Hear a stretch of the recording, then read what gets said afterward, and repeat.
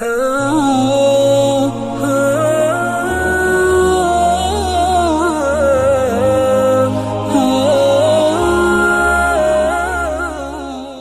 کے نیچے سبسکرائب کے بٹن پہ کلک کریں، بیل کے آئیکن پہ کلک کیجئے تاکہ ہر نئی ویڈیو کی نوٹیفیکیشن آپ کو مل جائے۔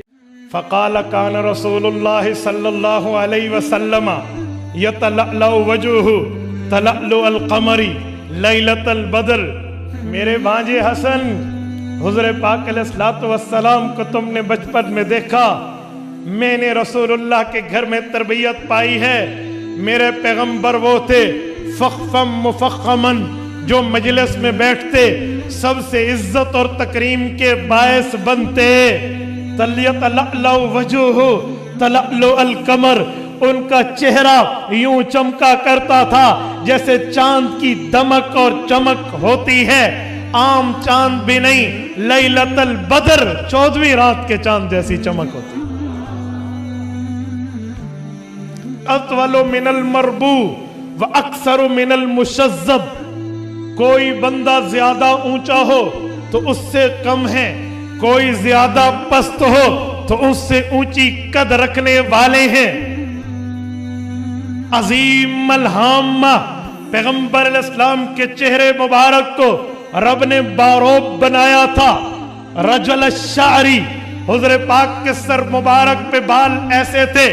ان انفرقت عقیقتہ فرق والا فلا، حضور پاک کے سر مبارک پہ مانگ نکل آتی، حضور نکال لیتے،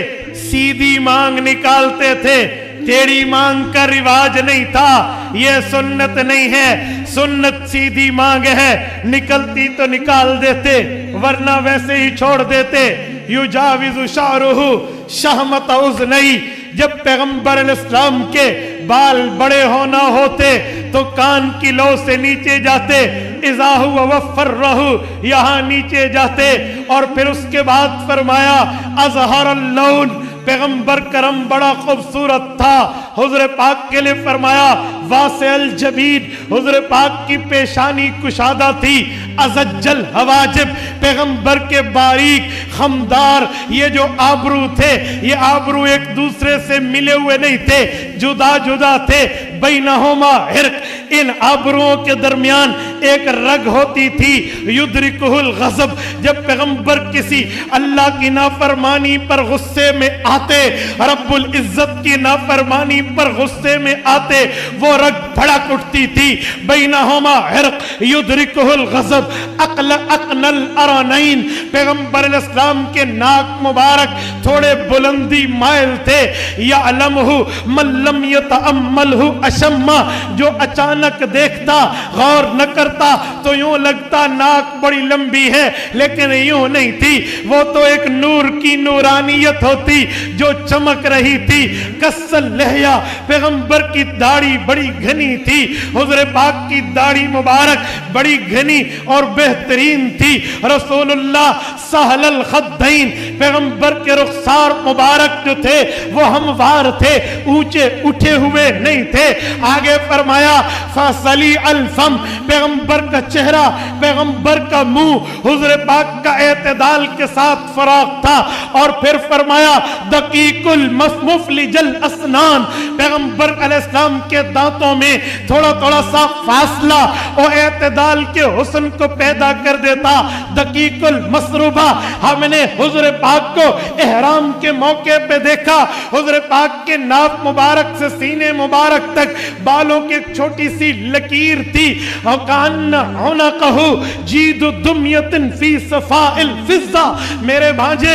پیغمبر کی گردن دیکھنی ہوتی تو ایسے سمجھ جیسے کسی خوبصورت مورتی کو ڈھالا جاتا ہے، اور اس کو ایک شیشے کے بوتل میں ڈالنے کے لیے ایسی خوبصورت گولائی، ایسی خوبصورت صفائی، ایسی خوبصورت رانائی پیغمبر کی گردن میں تھے۔ فی صفاء الفضہ، وہ گویا چاندی کے برتن میں ایک گردن نظر آ رہی ہے معتدل الخلق، پیغمبر کا جسم بڑا اعتدال کے ساتھ بنایا گیا تھا، باطن متماسک، پیغمبر علیہ السلام کے گوشت جو تھے وہ جگہ جو ہاتھ کے ساتھ حضور پاک کی جو جوڑ والی تھی وہ پر گوشت نظر آتی تھی، بعید ما بین المنکبین، پیغمبر علیہ السلام کے دونوں کندھوں مبارک کے درمیان میں تھوڑا فاصلہ تھا جس سے حسن بڑھ جاتا تھا، زخم القرادیس، پیغمبر کے جوڑوں میں گوشت بھرا ہوا تھا،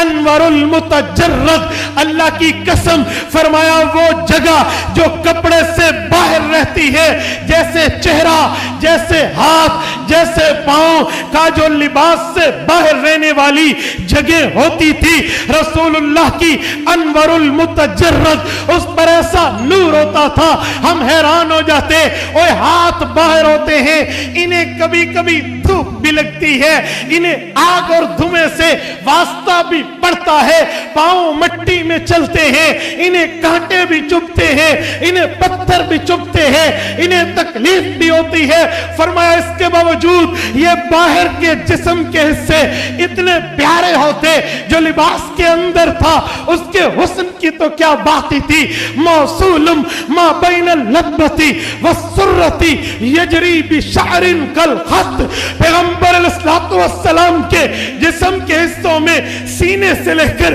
نیچے تک بالوں کی ایک لمبی لکیر نظر آتی، عارض الصدیینی والبطنی مما سوا ذالک، اس لکیر والی بالوں کے ارد گرد، اس لکیر والی بالوں کے دائیں بائیں پیغمبر علیہ السلام کے سینے پر، پیغمبر علیہ السلام کے پیٹ مبارک پر بال نظر نہیں آتے تھے، قدرتی پیدا ہی نہیں ہوئے تھے، اور آگے فرمایا اشعر الذراعین والمنکبین واعالی الصدر، پیغمبر علیہ السلام کے بازوؤں پہ بال تھے، کندھوں کی اونچی جگہوں پہ تھوڑے بال تھے، سینے کی وہ حصے کی جگہ جو داڑھی مبارک کے ساتھ تھی، گردن کے ساتھ تھی، ادھر چند بال نظر آتے، باقی نہیں تھی۔ پھر فرمانے لگے، فرمایا طویل الزندین، پیغمبر علیہ السلام کے جوڑ کے حسن کی تو کیا چاشنی تھی، رحم الراحہ، پیغمبر کی ہتھیلی بڑی کشادہ تھی، یہ سخاوت کی طرف اشارہ ہے کہ سخیوں کھلا ہوا کرتا ہے، شسن القدمین والکفین، پیغمبر علیہ السلام کے پاؤں میں جو خمدار جگہ تھی وہ ایسے تھی، ینبو عنہم الماء، اگر اس پہ پانی ڈالا جاتا وہ پانی ڈھلک جایا کرتا تھا، اوپر ٹھہرتا نہیں تھا، خمسان الاخمسین، اس کا حسن ایسے تھا کہ خمدار جگہ میں پاؤں کے تلوے کو بنایا ایسے گیا تھا، اذا زال زال قلعہ، حضور پاؤں اٹھاتے پوری قوت سے اٹھاتے، کانما ینحط من سبب، وہ ایسے چلتے جیسے گہرائی میں، جیسے نیچائی میں حضور اتر رہے ہو، وَإِذَا الْتَفَتَ الْتَفَتَ جَمِيعًا، کسی سے بات کرنی ہوتی پورے چہرے سمیت اپنے سینے کو پھیرتے، اسے پوری کمپنی دیتے، عزت دیتے، اس سے بات کرتے، خالی چہرہ نہیں پھیرتے تھے بلکہ سینہ ساتھ پھیرتے،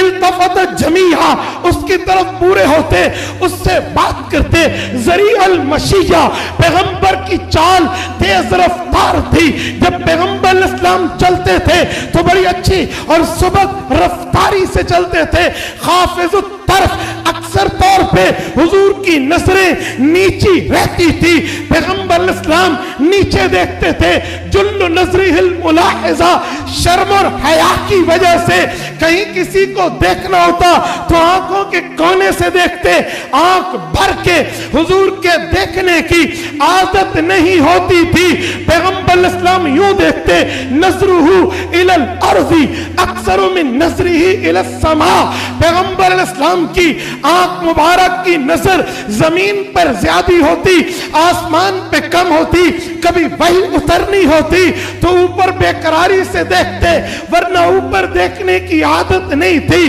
پھر فرمایا یسوق اصحابہ، جنگ میں، جہاد میں، سفر میں صحابہ کو آگے چلا دیتے، کبھی یوں نہ کہتے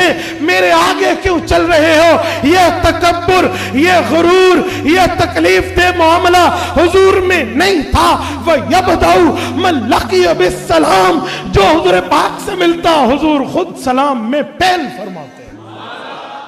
تبارك الذي نزل الفرقان على عبده ليكون للعالمين نذيرا